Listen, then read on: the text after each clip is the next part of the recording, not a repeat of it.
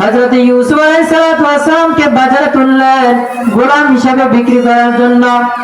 কিছুক্ষণ পরেই মিশরের খাদ্যমন্ত্রী আসলেন মিশরের বাজার করার জন্য, রাজপ্রাসাদের বাজার করার জন্য। আসার পরে দেখতেছে অনেক সুন্দর ফুটফুটে একটা বাচ্চা। মিশরের খাদ্যমন্ত্রী বলল, এই গোলামটাকে তোমরা কি বিক্রি করবানি? বলে, হ্যাঁ, বিক্রি করার জন্য এনেছি। তখন খাদ্যমন্ত্রী বলে, আচ্ছা ঠিক আছে, কত টাকা তোমরা চাও? ওই কাফেলার লোকেরা সামান্য কিছু টাকার বিনিময়ে হযরত ইউসুফ আলাইহিস সালামকে বিক্রি করে দিছে। কিন্তু তারা তো ছিল না এ যে কোন লোক। ইউসুফ আলাইহিস সালামকে নিয়ে গেলেন সেই মিশরের রাজপ্রাসাদে। নেওয়ার পরে এবার জুলাইখাকে ডাকতে বলেন, ও জুলাইখা, আমি তোমার কাছে ইউসুফকে দিব লালন পালন করার জন্য। জুলাইখা ডাকতে বললেন, ঠিক আছে, আমি তাকে লালন পালন করব। কিছুদিন পরে দেখা গেল ইউসুফ আলাইহিস সালামের বয়স একটু বাড়তি হলেন, মোটামুটি একটু যুবক বয়সের হলেন। ইউসুফ আলাইহিস সালামকে জুলাইখা যতই দেখে, জুলাইখার মনে কুমন্ত্রণা শুরু হয়ে যায়।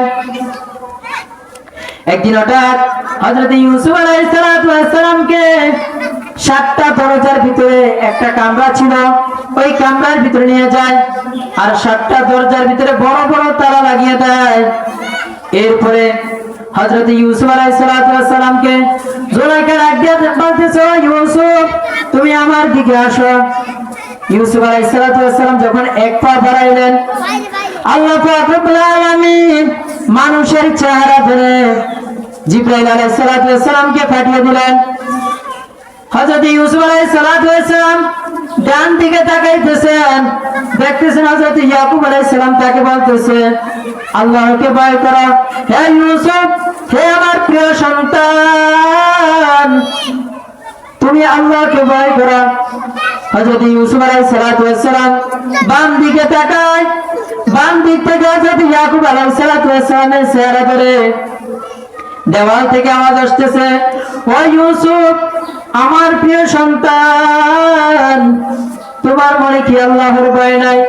যে আল্লাহ তোমাকে সৃষ্টি করেছে, যে আল্লাহ তোমাকে কোথ থেকে বাঁচিয়ে দিয়ে রাজপ্রাসাদের ভিতরে এনেছে, তুমি কি সেই আল্লাহকে ভয় করো না? এরপরে পূর্ব দিকে তাকায়, পিছন দিকে তাকায়, সব দিকে তাকায়, এই আওয়াজই শুনতে পায়। হযরত ইউসুফ আলাইহিস সালাম পিছনের দিকে এক পা করে গাইতেছে। জুলাইখা ডাক দিয়ে বলতেছে, ও ইউসুফ, তুমি আমার সামনের দিকে আসো। ইউসুফ আলাইহিস সালামকে বারবার যেন দেওয়াল থেকে আওয়াজ আসতেছে, হে ইউসুফ, ইত্তাকুল্লাহ, আল্লাহকে ভয় করো, যে আল্লাহ তোমাকে খাওয়ায়, যে আল্লাহ তোমাকে বাঁচিয়েছেন, যে আল্লাহ তোমাকে এই পর্যন্ত নেক হায়াত দান করেছেন, সুতরাং তুমি আল্লাহকে ভয় করো। হযরত ইউসুফ আলাইহিস সালাম চিন্তা করলেন, যেহেতু বারবার দেওয়াল থেকে আওয়াজ আসে, এবার 7টা দরজা, 7টা তালা কিভাবে ভাঙবে? বলতেছে, না, এবার দৌড় মারতে হবে, হয়তো বাঁচবো, না হলে যা হবে হবে, আমি এবার দৌড় মারতে হবে। হযরত ইউসুফ আলাইহিস সালাম মাওলাকে ডাক দিয়ে বলতেছে, ও মাওলা, আপনি ছাড়া আমাকে বাঁচানোর মতো আর কোনো মালিক নাই, সুতরাং আমি বাঁচার জন্য দরজার দিকে দৌড় হব। দৌড়ানোর পর যদি আপনি আমাকে জীবিত রাখবেন, যদি মৃত করেন তাও আলহামদুলিল্লাহ।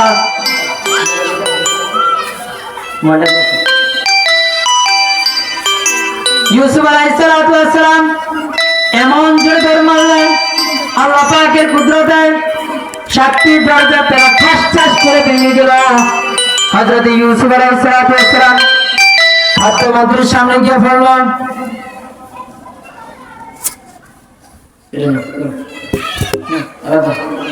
কল দিলে কই বলে কল দিয়ে না, এখন দেয় না, বুঝাই